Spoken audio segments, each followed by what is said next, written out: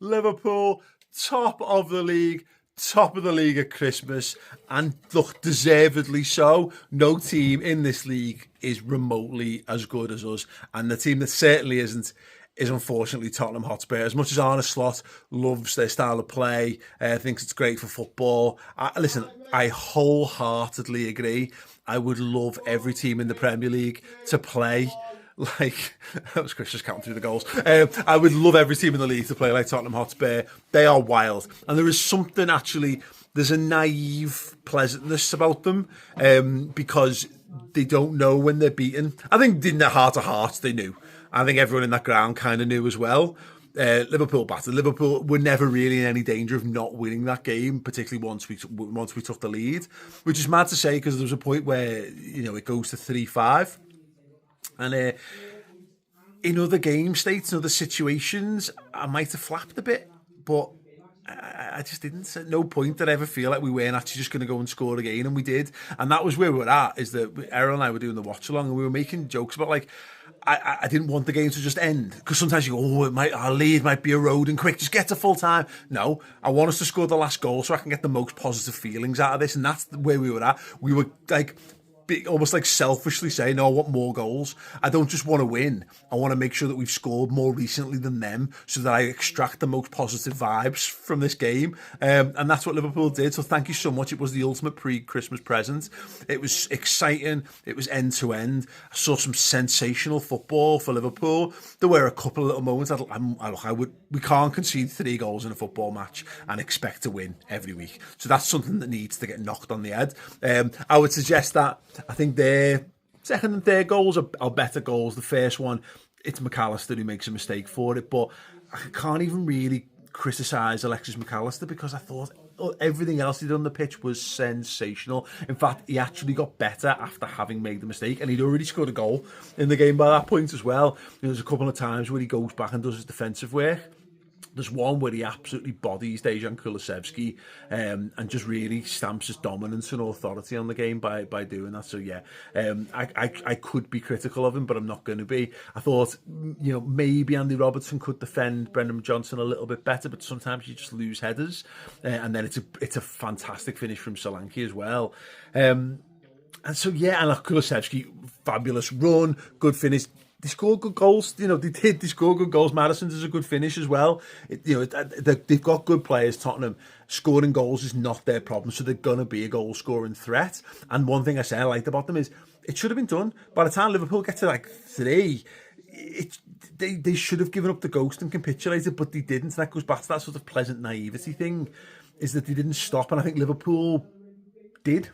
I think Liverpool probably went, well, we know this is done. We know we can score at will, so maybe we don't need to be all guns blazing, super defensive, particularly because the chance of the clean sheet had gone as well. And it's fine. I think the best thing to say about it is I don't think you can overanalyze this game and be too critical of the things that didn't quite go our way.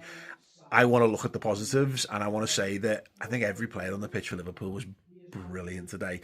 There were a couple that obviously really, really stood out, and they were the attacking players.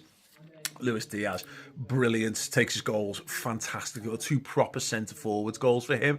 But Salah was a constant threat, so creative as well, back to the top of the charts in the Premier League goal scoring race as well. So he was unreal. I feel a bit sorry for Gakpo. He didn't maybe get a little bit more involved, but again, I thought he had a generally good game as well. Great to see Alexis Mac Allister supporting the attack. I thought Gravenberch was sensational in the middle of the park, and Szoboszlai, I thought he really ran it close. And maybe if he just added another goal or another assist, that might have tipped the balance in favour of him in terms of man of the match. I don't know. Who was yours? Let me know in the comments. But I think Szoboszlai's in the running. I think Diaz is in the running. Salah's in the running, absolutely. I think I'm going to give it to Lucho. I think I will, because I think it came up during the game. That was his first Premier League goal since September, and I've not noticed that. And because he's been scoring goals in Europe as well, which will add to it, of course. But I think he's been brilliant this season, and I want him to score more goals, and I think Liverpool need more goals from other places. It can't just be all on Mo Salah. So actually having him back in the scoring is a very, very good thing and bodes very, very well for the rest of the year and into the new year as well. So yes, I'll give it to Lucho, but honestly, there were so many stellar performances. It's a really tight run thing because I think that was probably Szoboszlai's best performance of the season, and I think I've said that 2 or 3 times in the last month as well. He's really finding form at the right time, and the fact that we were able to be picky and choosy with our substitutions. That game was won before we'd even made a substitution. We didn't need to resort to the bench to go sort of deep. Actually, we got to control the game, so we've made substitutions. We've kept minutes in the legs. We've kept it fresh, and so we continue in this busy period. And it's really in our hands, at the top of the league certainly, but actually how we control this thing. If we can now get Bradley back and Canate back as well, Jesus. You know, Casey doesn't even make the bench today. He'll get fitted, he'll get more minutes. Elliott came off the bench, got involved again. There's more to come from him. Very, very good. Now, I will...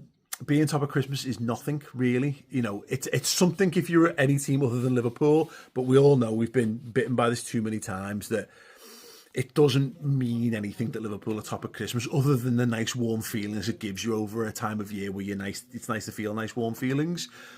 The mission now is to keep going, but look, as far as that mission, Liverpool are well on course. They are well on track. If you've got a doubt over whether Liverpool are good enough to do it, I think what we've seen so far in this season should be enough to show you that, yeah, things can go against you. Mad circumstances can conspire against you. You could have a rash run of injuries that are outside of your control.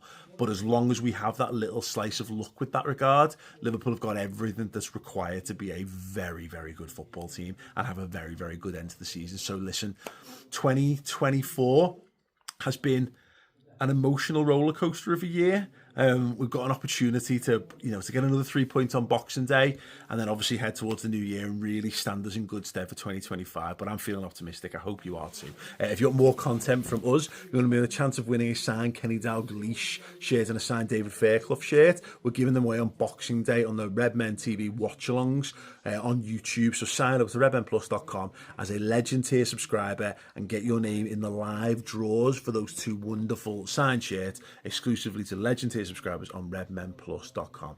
Anyway, Merry Christmas, one and all, up the top of the table, Reds.